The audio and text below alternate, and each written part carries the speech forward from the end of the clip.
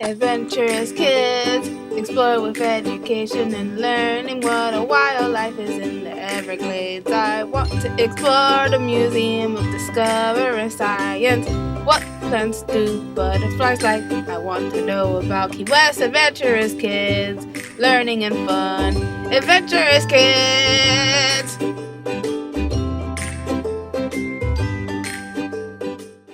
Today I'm going to tell you about Georgia O'Keeffe. Have you ever looked closely at a flower so closely that it fills your whole view and suddenly it feels like a brand new world? That's what the artist Georgia O'Keeffe wanted people to experience. Georgia O'Keeffe was a famous American painter known for her giant, colorful flowers, glowing desert landscapes, and bold shapes. She loved showing people that even the smallest things can be full of wonder if you take the time to really look. Georgia Tuttle O'Keeffe was born on November 15th, 1887. Wow. Near Sun Prairie, Wisconsin. She was named after her grandfather, George Tuttle. She grew up on a dairy farm. She received art lessons at home and was encouraged by teachers throughout her childhood. As a kid, she loved exploring nature, tall grasses, wide fields,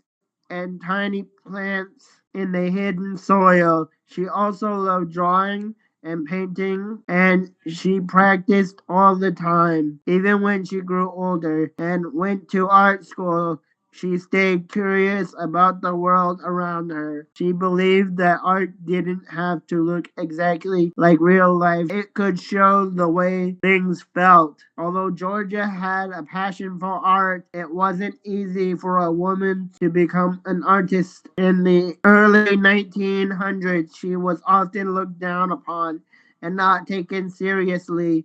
This didn't stop Georgia, however. After high school, she attended the Art Institute of Chicago and the Art Students League in New York. In 1916, O'Keeffe sent some of her work to a friend in New York, Alfred Stieglitz, a famous photographer and gallery owner. Saw her work and wanted to exhibit it. Stieglitz promoted O'Keeffe's art. By the late 1920s, O'Keeffe was one of New York's most celebrated modernist artists. As Georgia experimented, she created her own special style. Instead of painting things small and detailed, she made them huge and simple, almost like you could walk right into them. She painted flowers so big they seemed to burst off the canvas. Also loved using bold colors, deep reds,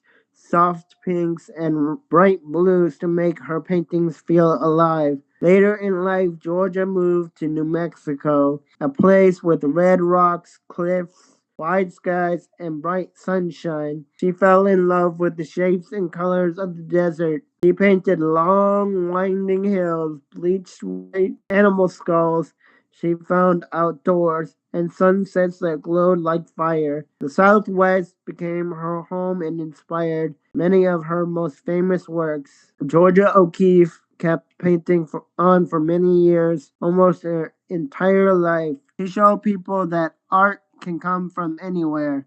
A single flower, a piece of bone, a stretch of sky.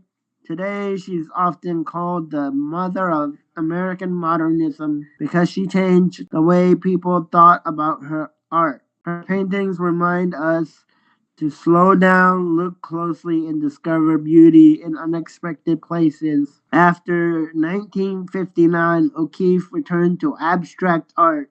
She continued painting until the mid 1970s when her eyesight began to fail. She died in Santa Fe, New Mexico on March 6th, 1986. So next time you see a flower, a rock, or even a cloud, try looking at it the way Georgia O'Keeffe did. What colors do you notice? What shapes stand out? You might find inspiration for your own masterpiece just like she did. Thanks for watching this episode of Adventurous Kids. Yeah! What did you learn today? Adventurous Kids. Adventurous Kids. What was the most interesting fact? Adventurous Kids. Adventurous Kids. Adventurous Kids.